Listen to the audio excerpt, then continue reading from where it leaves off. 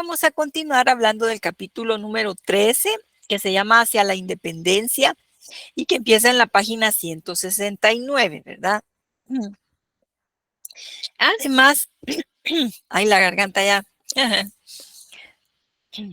No, pero aquí tengo mi tecito. De Ah, manzanilla. sí, viera que de hierbabuena me recomendaron con miel y sí me ha funcionado. También, también. Y cuando pueda hervir una Coca-Cola con jengibre es muy bueno para las cuerdas vocales. Ay, gracias, Jenny. Sí, lo voy a tomar Las, en cuenta porque sí. ¿Qué las dice semillas Meli? de ciprés, gárgaras de semilla de ciprés. Ah, mire, voy a comprar yo que en el mercado consigo, ¿va? O en cualquier cipresito que se le cruce en el camino. Sí, va. Más fácil la Coca-Cola es más fácil, con jengibre. Ay, gracias, chicas. Sí, voy a hacer eso porque sí, como molesta la garganta.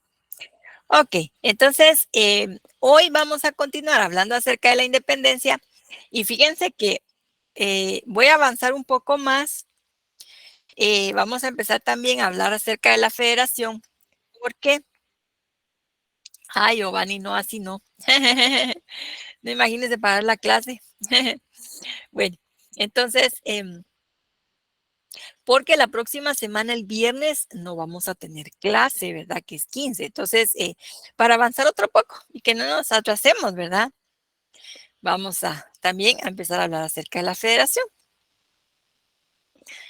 Ay, mírense. Como es viernes, ¿verdad? Giovanni ya está emocionado. Ok. Entonces, como recordarán, en la clase anterior nosotros habíamos empezado a hablar, a explicar cuál era el contexto, ¿verdad? En el que se encontraba la capitanía de Guatemala antes de la independencia, quienes tenían el poder, ¿verdad? Los funcionarios del rey españoles tenían el poder político, los criollos de la capital tenían el poder económico, descontento de los criollos de las provincias, ¿verdad? Por el abuso y todos los excesos, ¿no? Cometidos por los capitalinos. Aquí viene llegando Rolando. ¿Ve? Ok. Entonces, fíjese, María José, este capítulo empieza en la página 169. 169. Bueno, en Europa habían surgido finales de 1600, 1700 grupos que se llamaban sociedades económicas de amigos, en donde las personas se reunían a discutir sobre las ideas de la ilustración, ¿verdad? Libros, artículos, sobre todo esto. En los cafés, se puso de moda el café. Y en Guatemala también surgió una sociedad económica a mediados de 1700. En esta sociedad participaban criollos, participaban también algunos españoles, participaban mestizos de la media urbana, discutían sobre estas ideas, comentaban, pero también impulsaron, les interesaba impulsar el desarrollo de las artes, de la ciencia, y por eso la sociedad económica fundó, por ejemplo, una escuela de pintura, una escuela de matemáticas, también fundaron el primer museo que hubo aquí en Guatemala, el primer periódico, que fue la Gaceta de Guatemala también. También hay dos periódicos que fueron bien importantes en años previos a la independencia, ¿verdad? El editor constitucional, dirigido por don Pedro Molina, y el amigo de la Pacha, dirigido por el sabio Valle, ¿verdad, don José Cecilio? En uno, el primero, publicaba opiniones, ideas de los liberales. Y el amigo de la Patria publicaba contenido de los conservadores, ¿sí? A ver, ¿qué dicen ustedes? ¿Qué importancia tienen los periódicos? ¿Cuál es la función que cumplen? ¿Qué podemos decir sobre eso? Informar, licenciada. Informar, muy bien. ¿Qué más? ¿Qué dice don Edgar? Incidencia en las opiniones también, en los lectores. También pueden incidir en los lectores, ¿verdad? ¿Qué más? ¿Qué más?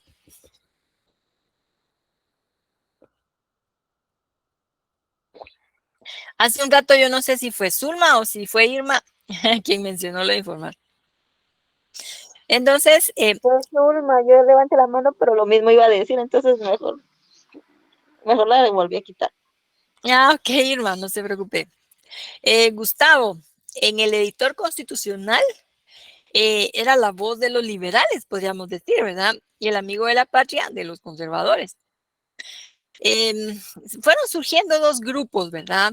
Todavía no eran como partidos políticos, pero dos grupos de opinión, ¿verdad? Que unos eran como un poco más democráticos, podríamos decir, y los conservadores, pues que no, que nada cambie o que cambie muy lento, ¿verdad? Entonces, los periódicos en ese entonces eran bien importantes. Ahorita, como tenemos el internet, las redes sociales, pues los podemos consultar en internet o vamos consultando otros medios alternativos, ¿verdad? Que se publican ahí en las redes. Pero en esa época, los periódicos escritos informaban, transmitían noticias, pero también artículos de opinión, ¿verdad? Entonces, aunque la población que sabía leer y escribir en esa época era muy poca, porque alrededor del 5%, ¿verdad? Y entonces, y estas personas vivían sobre todo en la capital y en las principales ciudades. Lo importante era que incidían, pues había discusión, ¿verdad? Se comentaba, ¿verdad? Que se había publicado. Y así se daban a conocer, entonces se platicaba con el vecino, con el señor de la tienda, y entonces servía para divulgar esas ideas y generar debate, ¿verdad?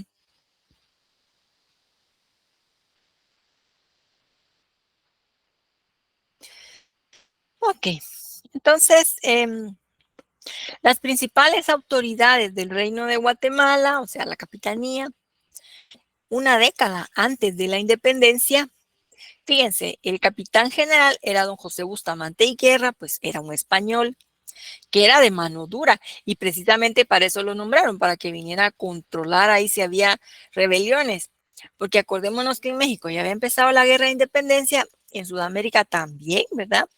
Todos los virreinatos, capitanías, ellos estaban librando guerras de independencia que duraron varios años, ¿verdad?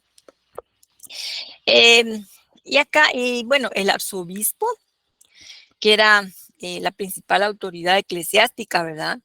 También era un español, don Ramón Casaus Torres, que era bien conservador y defensor de la monarquía. Entonces, digamos que hacían un buen equipo, ¿verdad? Para controlar y para contener las rebeliones o los que quisieran buscar la independencia, ¿verdad? Entonces, dentro de estas causas internas, nosotros vamos a hablar de algunos movimientos, rebeliones que se dieron en las otras provincias, ¿verdad? No en la capital. Vamos a hablar también acerca de un movimiento que se quiso organizar en la capital, ¿verdad? Que ha sido famoso. Y también vamos a mencionar un movimiento que fue encabezado por indígenas, ¿verdad? Bueno, entonces, el primero de estos movimientos, sublevaciones, se dio en San Salvador en noviembre de 1811. Y todo fue por el cura Hidalgo. Sí sabemos quién era don Miguel Hidalgo y Costilla.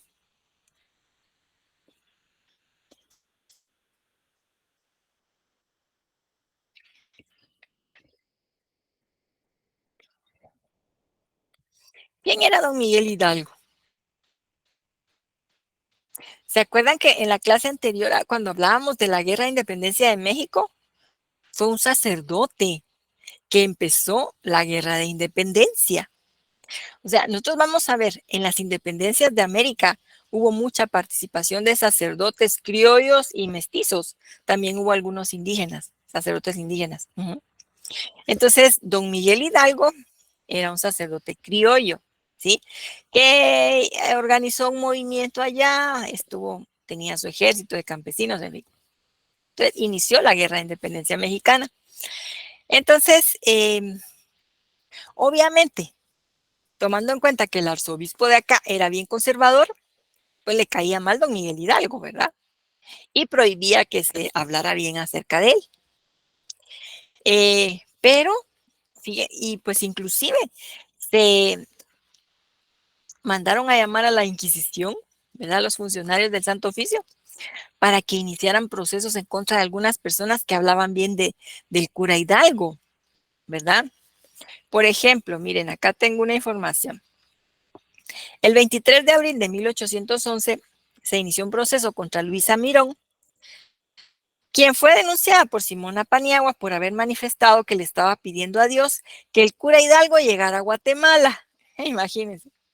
También se siguió juicio a Josefa Paniagua y a José María Montúfar por haber dicho que el cura Hidalgo no era lo que decía la carta del arzobispo, ¿verdad? Sino que era bueno. Ok. Entonces, para contextualizar un poquito, ¿verdad? ¿Por qué qué pasó en San Salvador? Pues fíjense que en noviembre de 1811 llegó el rumor, empezó el rumor, ¿verdad? La bola de que en la capital tenían preso a un sacerdote salvadoreño, que era el padre Manuel Aguilar, que lo habían metido preso porque se había negado a leer una carta que había hecho el arzobispo donde hablaba mal del cura Hidalgo.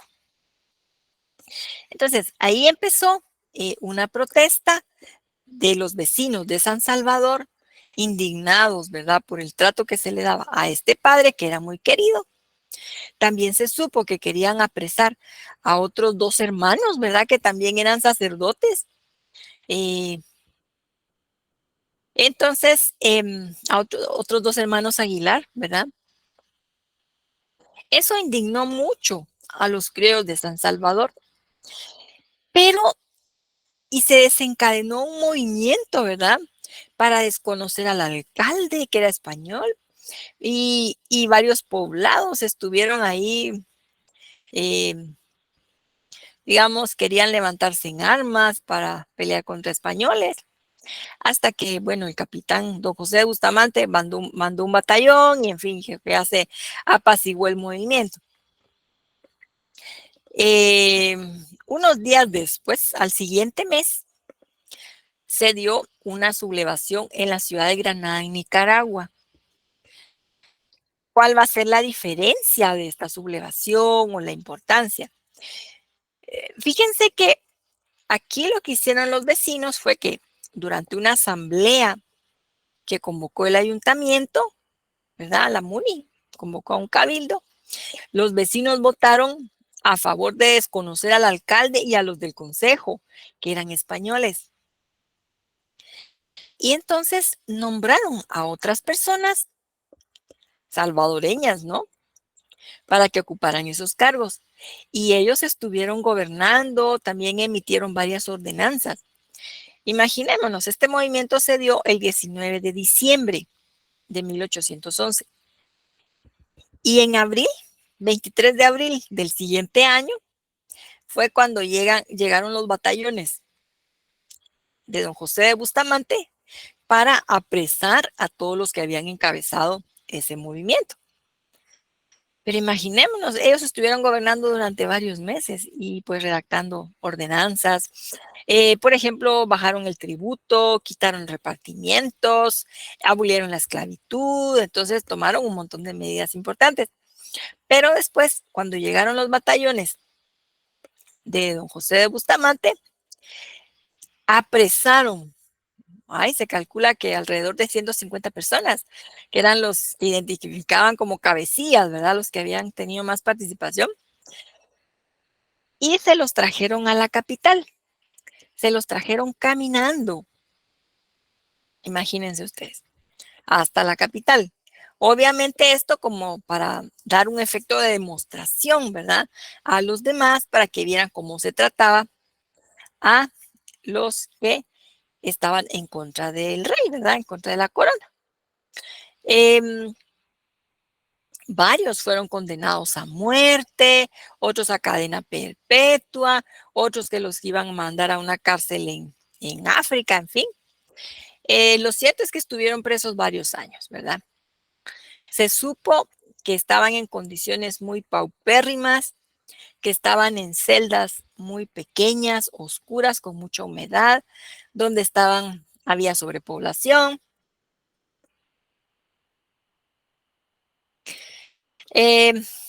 Más adelante, entonces, acá en la capital empezaron a darse reuniones se organizaban tertulias, digamos, reuniones a las que asistían religiosos, militares, profesionales, comerciantes. La primera, bueno, donde más se reunieron fue en el convento de Belén, ¿sí? En la zona 1, ¿verdad? Lo que ahora es la zona 1, que es el actual Instituto para Señoritas Belén, ¿sí? Ese era el convento de los betlemitas. Entonces, el fraile Juan de la Concepción, Fray Juan de la Concepción los invitó y tuvieron varias reuniones. Lo que se sabe es que ellos estaban molestos por las condiciones en las que se tenían los precios de Granada, los querían liberar, pero además querían también apresar al capitán general, ¿verdad? A don José de Bustamante. Querían robar armas, también tomar el dinero de la Real Hacienda, nombrar a otros funcionarios, en fin, hacer cambios importantes, ¿verdad? Pero los delataron y entonces pues ya no se dio el movimiento. Por eso se conoce como la conjura o la conspiración de Belén.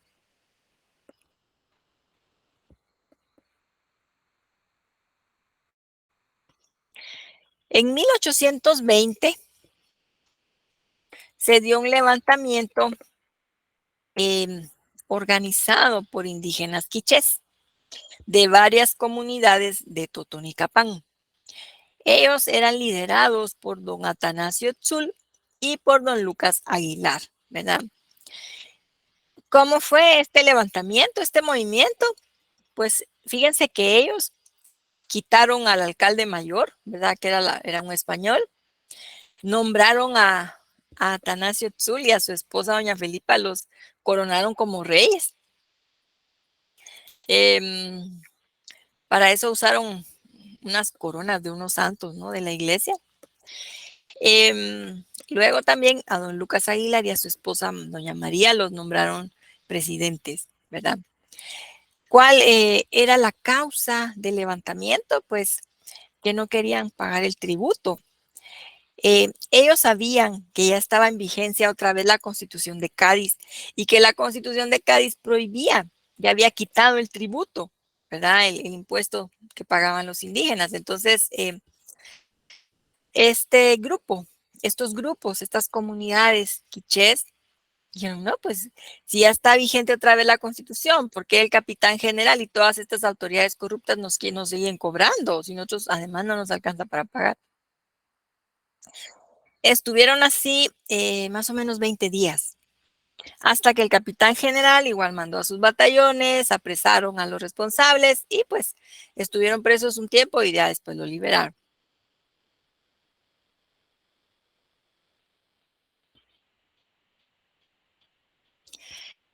Si tomamos en cuenta esto de la independencia venía siendo ya un movimiento que se iba extendiendo por toda América y que de un momento al otro iba a llegar a Guatemala, aunque los criollos capitalinos no quisieran, ¿verdad? Digamos, ellos estaban muy cómodos con todo el poder económico que tenían. Hubieran querido quitar a las autoridades españolas y quedarse ellos también con todo lo político, pero estaban viendo que en las vecindades, en México, Sudamérica, esto de la independencia se había vuelto guerra, en donde había mucha participación de indígenas, de mestizos, con los criollos, todos juntos ahí peleando contra los batallones del rey. Y ellos no querían permitir que el pueblo tuviera armas y que participara, ¿verdad? De otra forma, de manera más activa. Por eso pensaron en en elaborar una estrategia, un plan, ¿verdad? Para tener una independencia bastante controlada por ellos y que fuera pactada por ellos, negociada por ellos directamente para no perder sus privilegios. Y entonces empezaron, por ejemplo, los hermanos Aycinena, don Mariano Beltranena, empezaron a escribirle a Agustín de Iturbide. Iturbide era un español que se había proclamado emperador de México y que pues, que es el que había proclamado lo del plan de Iguala y en fin. Entonces, ¿qué pactaron con Iturbide? Pero imaginémonos, esto era un plan secreto, secretísimo, solo de ellos, ¿verdad? Entonces, lo que pactaron con Iturbide fue que ellos iban a buscar que se diera la independencia, pero anexarse a México, y que entonces, que a cambio de eso, él les garantizara que la capital iba a seguir siendo Guatemala, ¿verdad? Y que los criollos de la capital no iban a perder todos sus contactos, ¿verdad? La exclusividad y el monopolio sobre todo el tema comercial. Esa estrategia quedó plasmada en un documento redactado por estos criollos junto con Pedro Molina, don Pedro Molina, en este documento que se conoce como Plan Pacífico de Independencia. Así le pusieron ellos. ¿Por qué creen ustedes que se llama Plan Pacífico?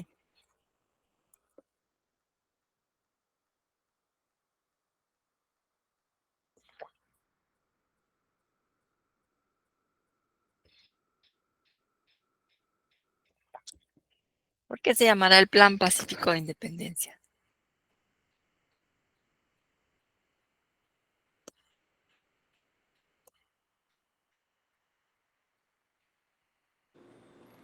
Yo creo, buenas noches, yo creo que se llamaba así porque dentro del plan no contemplaban un alzamiento, sino que buscar mecanismos de desligarse de la corona sin llegar a un enfrentamiento. Ok, así es, don Edgar. ¿Qué dice Giovanni? Giovanni levantó la mano también.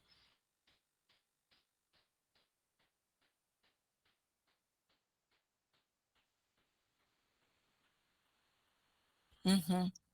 Ah, ok, bueno, sí, ellos lo tenían controlado, ¿verdad? Y sí que no querían que nadie más fuera como que a asumir reivindicaciones, ¿verdad? Porque imagínense, realmente, ya si el pueblo empezaba a participar, ya después de independizarse iba a decir, bueno, pero tampoco queremos explotación de los criollos, en fin, ¿verdad? Entonces se les iba a salir de control a lo que ellos querían, ¿sí?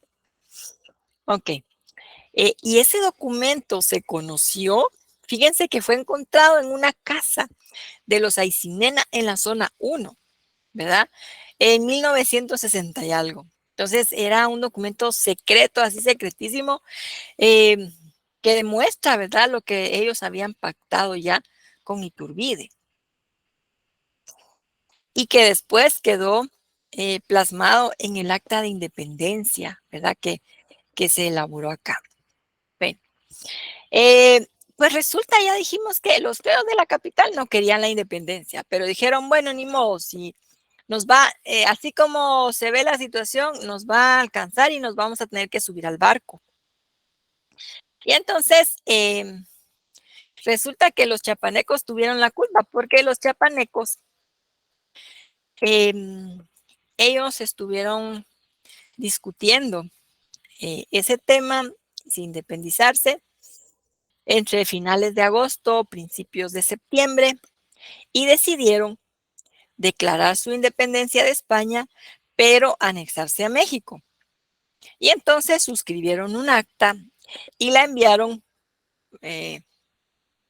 por correo, ¿verdad? O sea, a caballo, ¿verdad? Para la capital. El documento llegó en la noche del 13 de septiembre. Y entonces le llega a Gavino Gainza. Ya, don Gavino Gainza para este entonces era el nuevo capitán general. Y él llama al arzobispo, que ahí sí seguía el mismo monseñor Casaus. Y entonces, mire qué hacemos y que no sé qué. Entonces deciden que sí tienen que convocar a una reunión para platicar sobre el tema, ¿verdad? Con las principales autoridades políticas, militares, religiosas, ¿verdad? Los diputados de las provincias, en fin. Los diputados provinciales que eran de Guatemala. Y entonces también hubo representantes de la universidad, del colegio de abogados. Se convocó la reunión para el sábado 15 de septiembre a las 11 de la mañana. Obviamente, pues ellos no tenían intención de proclamar la independencia, pero doña Dolores Bedoya, junto con don Basilio Porras, en la noche del 14 se fueron a invitar a toda la gente, ¿verdad?, de los barrios, para que al día siguiente llegaran a la plaza, para que fueran a apoyar, para que estos funcionarios declararan la independencia.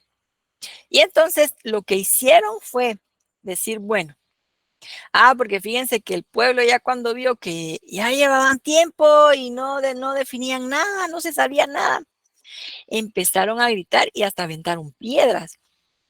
Entonces tuvieron que apurarse, ¿verdad? Y dijeron, bueno, está bien, vamos a elaborar un acta declarando nuestra independencia, pero va a quedar pendiente hasta que se reúna una constituyente el próximo año. Entonces esos documentos, el de Chiapas, de Guatemala, se fue para El Salvador, después para Honduras, luego para Nicaragua. En Nicaragua, en la ciudad de Granada, ellos redactaron un documento que se conoce como el Acta de los Nublados. Allí los nicas establecieron, bueno, queremos independencia de España, pero también de Guatemala. No queremos saber nada de Guatemala, ¿verdad? Por los abusos de los criollos, ¿verdad? Ok. Y luego, pues todos esos documentos llegan a Costa Rica. Como vemos acá, las fechas que están con cada país fue la fecha en la que cada uno fueron decretando su independencia. Aunque la fecha que se conoce y que pasó a la historia, así como que oficialmente, ha sido la del 15 de septiembre, ¿verdad? Entonces, si vemos, fueron surgiendo tres posturas, ¿verdad?, en cuanto a la independencia. La de Guatemala, que era decretar independencia, pero convocar a una constituyente el próximo año. La del Acta de los Nublados, ¿verdad? Independencia absoluta, pero de Guatemala. Y la que decretó Chiapas, ¿verdad? En esos términos, anexándose a México, ¿verdad? En enero del siguiente año, se invitó a los ayuntamientos, a sus representantes de toda la capitanía, para que votaran qué opción preferían. Y ganó la anexión a México. Fíjense, a favor de la anexión estuvieron 104 representantes. Anexión condicionada, votaron 11. Anexión condicionada significa, bueno, sí, nos queremos anexar a México, pero solo si los guatemaltecos van a perder sus privilegios. Los criollos guatemaltecos. Entonces eran 104 más 11. Y otros votos, digamos, que resolviera el Congreso, que iban a integrar la constituyente, ¿verdad? 23. Que resolviera el gobierno, 32. Y 67 que se abstuvieron. Realmente, si estos hubieran opinado, no hubiera ganado la anexión. Bueno, entonces gana la anexión a México. ¿Qué significa anexarse o esto de la anexión. ¿Qué significa anexión? ¿Como juntarse o separarse? Unirse. Así ¿Que es. están juntas? Sí, unirse, juntarse. Ajá. Va. Entonces, ganó esa propuesta. Como vamos a ver, estuvimos así unidos, ¿verdad? Anexados a México 18 meses, ¿verdad? Porque esta consulta se hizo en enero del 22 y en junio del 23 resulta que los mexicanos derrotaron a Iturbide. Iturbide sale, ¿va? Lo obligaron a renunciar, a abdicar. Y como el trato que habían hecho los Aycinena, el pacto había sido con Iturbide. Ya no estando en el gobierno Iturbide, allá en México, quedaba sin efecto ese trato, ¿sí? Entonces, se rompía la anexión. Nos vamos a pasar a la siguiente presentación.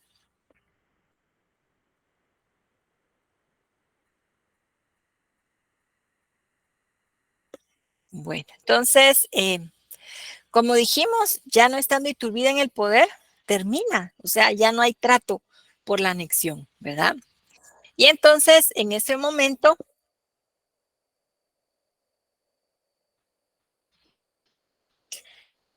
lo que va a pasar es que se reúne, ahí sí se convoca a una constituyente a elegir diputados de cada provincia, ¿verdad?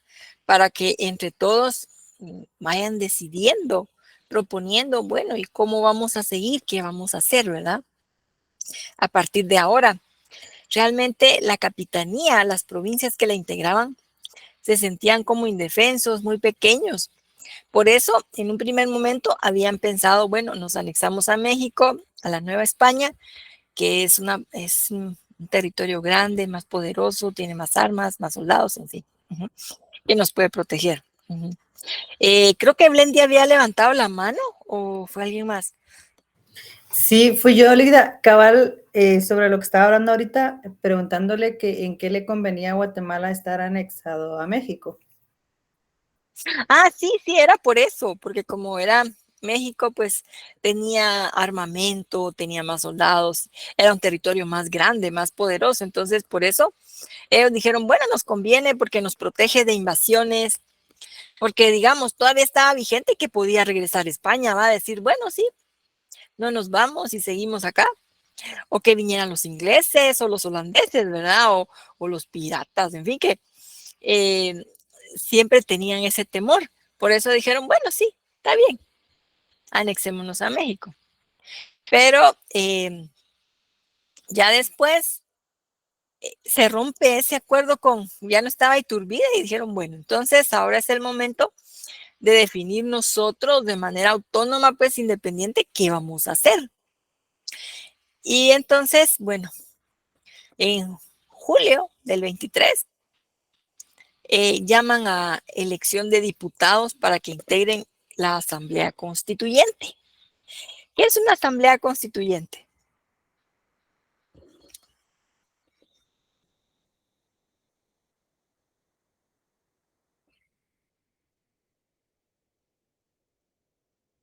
Es temporal y sirve para tomar decisiones mientras no hay un presidente a cargo. Gracias, María José. Pero, ¿qué es la importancia que tiene esa constituyente? A ver.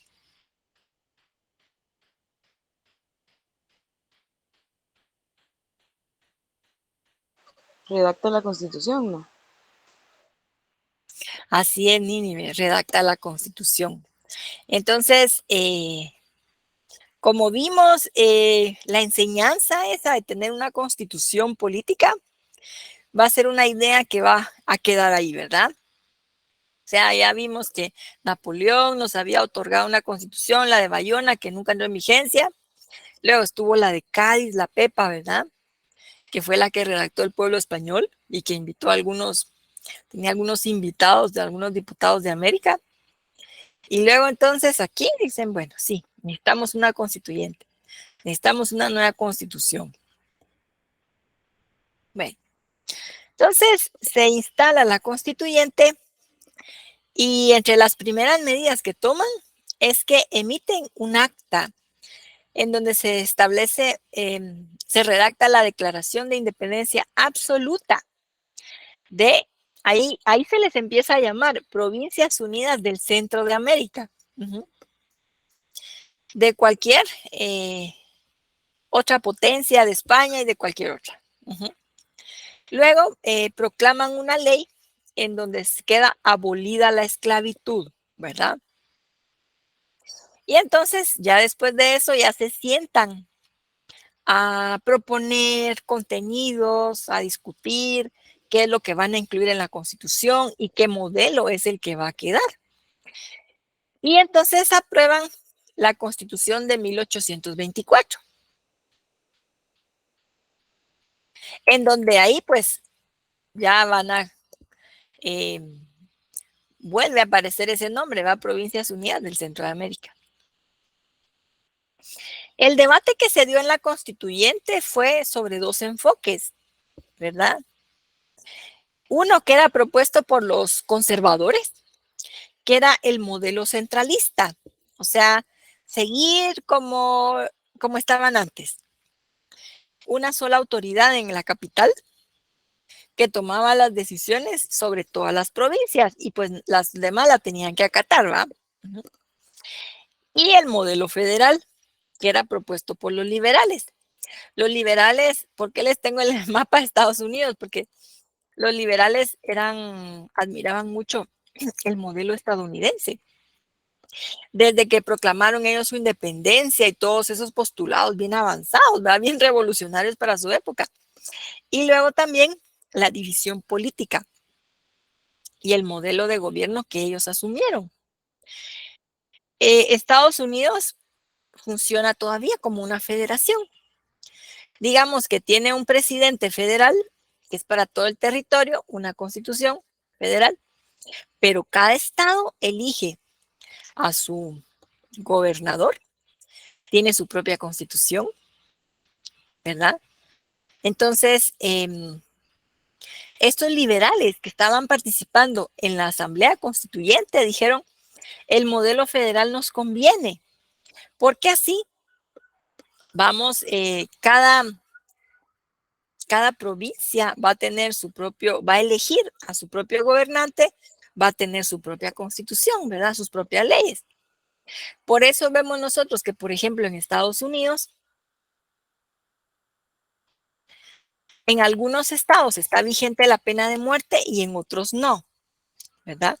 En algunos está vigente el matrimonio igualitario y en otros no. También con los temas del aborto, ¿verdad? Que se han estado discutiendo desde el año pasado. Pues en cada estado se va decidiendo, ¿verdad? Si se aprueba o si no, se incluye, ¿verdad? Ok. Aquí estamos en el capítulo 14, que es el de la federación. Ese empieza en la página 183. Bueno, entonces, como dijimos, estaban las posturas de conservadores, que nada cambie, y de liberales, ¿verdad? Que se distribuya el poder entre las provincias, ¿verdad? La federación entonces surge a partir de esa constitución, la de 1824, ¿verdad? Esa es la constitución federal. Como vemos, pues fue un proyecto que duró poquito, fueron 15 años. Se inspiraron los constituyentes en dos constituciones, en la de Cádiz y en la estadounidense, ¿verdad? ¿Cómo funciona el modelo federal? Como para aclarar un poquito más, ¿verdad? Hay un presidente de la federación, por ejemplo, en el caso de Estados Unidos, el presidente federal es Joe Biden, ¿sí? La constitución estadounidense, pues es la constitución federal, en fin. Y luego cada estado, pues, elige a su gobernante, ¿verdad? Su gobernador. En el caso de, pues, las provincias de Centroamérica, pues, cada una de las provincias, pues, iba a tener a su gobernante, su propio congreso, sus propias leyes, en fin. Ujú. Entonces se buscaba un modelo que distribuyera el poder entre todas las provincias, ¿verdad? Ok. Entonces, bueno, la capital al principio se estableció acá en la ciudad de Guatemala, cosa que no gustó, ¿verdad?, a los demás. Y luego, pues, se fue pasando a Sonsonate o después a San Salvador.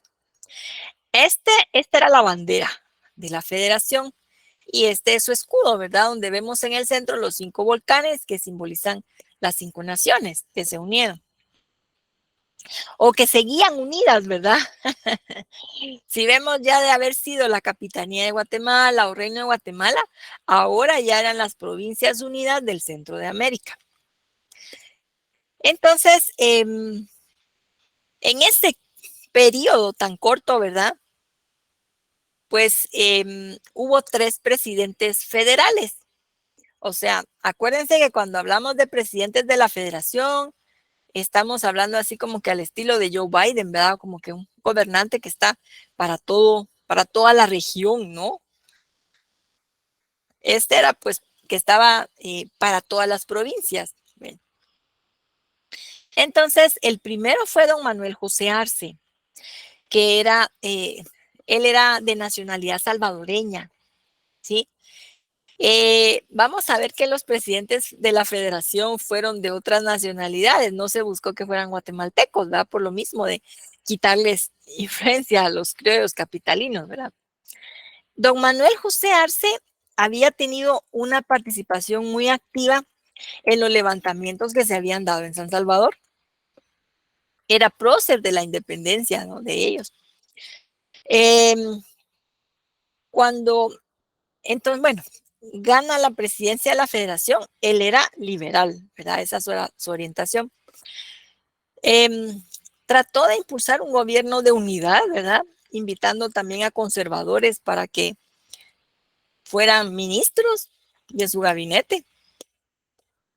Pero eso le fue generando diferencias con los liberales, ¿sí? En esa época que empezaba nuestra vida política, ¿no? Como que empezaba la práctica en la política, ¿no? De estas personas, entonces había bastante dogmatismo, ¿verdad? Como que no, ¿cómo vas a invitar a esos? ¿Para qué? ¿Verdad? Que ya se está vendiendo con los conservadores, y en fin. Entonces empezó a tener diferencias con los de su grupo, ¿verdad? Liberal. Posteriormente, fíjense que conforme fue avanzando el gobierno de Arce, empezó a sacar actitudes autoritarias y prepotentes, porque, por ejemplo, empezó a ser cuestionado por los liberales salvadoreños, ¿verdad? Los de su gente. Y entonces, muy enojado lo que hizo, se fue a San Salvador y fue a cerrar el Congreso de allá. Entonces, obviamente los salvadoreños estaban indignados. Los liberales de aquí también, ¿verdad? Bien molestos. ¿Cómo se le ocurre, verdad? Está actuando en contra de la institucionalidad y en fin, eso ya es dictadura.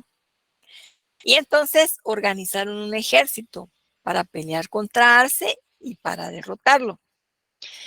Después de eso, Arce pues salió al exilio, ¿verdad? Y entonces, de manera provisional, don Francisco Barrundia asumió la presidencia, pero solo mientras se convocaba elecciones. Y entonces, de esas elecciones salió triunfador don Francisco Morazán, que era hondureño. Entonces, bueno, aquí vemos a don Manuel José Arce. Empieza durante el gobierno de Arce la primera guerra civil entre liberales y conservadores. Luego aquí vemos a don Juan Barrundia, que estuvo provisionalmente. Y pues aquí estamos con don Francisco Morazán. Don Francisco Morazán es una figura muy polémica que desata muchas pasiones y muchos odios. No sé si Brenda quería mencionar algo. No. Bueno, vamos a apagar ahí su micrófono, vamos a silenciar. Don Francisco Morazán era hondureño. Él era sobrino de quien fue presidente de Honduras, y pues empezó a involucrarse en política y precisamente fue Morazán el que armó el ejército para derrocar a Arce, al primer presidente, ¿verdad? Y eso le ganó el protagonismo y que lo conocieran y que dijeran, ah, sí, votemos por él. Y por eso lo eligieron presidente federal.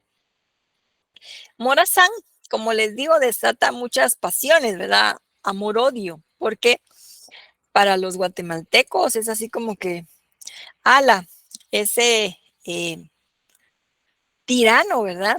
Que vino a vaciar las arcas nacionales, se llevó armas, que también saqueó casas de algunos conservadores, de algunos templos religiosos, en fin.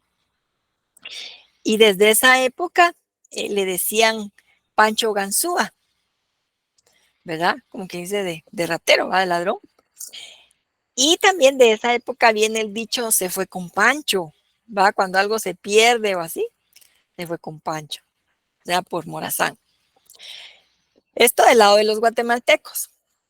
Y del lado de los demás centroamericanos, es un gran héroe, muy querido y respetado. Entonces, es una figura bien polémica, ¿verdad?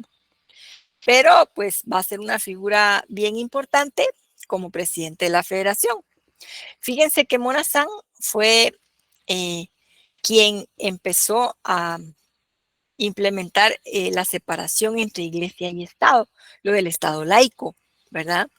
Además, también fue Morazán el que decretó que la educación iba a ser laica, gratuita y obligatoria en toda la federación. Entonces, digamos que tuvo, ¿verdad?, sus avances, pero fue bastante polémico porque estando acá en la capital, cuando estaba ubicada en Guatemala, realmente hubo mucho saqueo, ¿verdad? Y pues no se portó muy bien con nosotros, ¿verdad? Con nuestros antepasados. También fincas, saquearon, quemaron, en fin. Y después, bueno, fue Morazán el que expulsó al arzobispo Casaus y también a varias órdenes religiosas, ¿verdad? Y pues como contraparte, pues varios templos los convirtió en escuelas, ¿verdad? Como para empezar a ampliar la educación. Como dijimos, muy pocas personas en esa época podían leer y escribir, ¿verdad? Y la sede de la federación la trasladó a El Salvador. Morazán lo van a reelegir. Él estuvo periodo y medio, podríamos decir, ¿verdad? Bueno, aquí nos vamos a quedar. Estamos en las 59. No sé si tengamos algún comentario o alguna duda.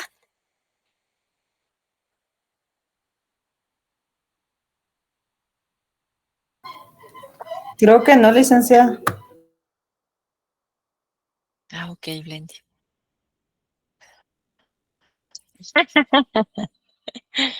Nos vamos con Pancho, dice María José.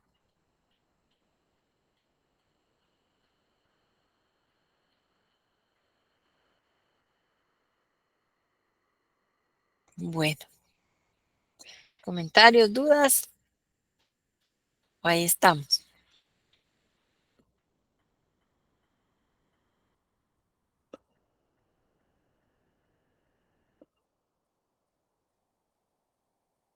Bueno, si no, pues aquí nos quedaríamos y en la próxima clase vamos a continuar, ¿verdad? Con este tema. Los veo entonces el miércoles, ¿verdad? Nos toca la sección H, miércoles. Sí, licenciada. Bueno, entonces cuídense bastante, feliz noche, feliz fin de semana, ahí que descansen. Gracias, licenciada. Gracias. Buenas Gracias,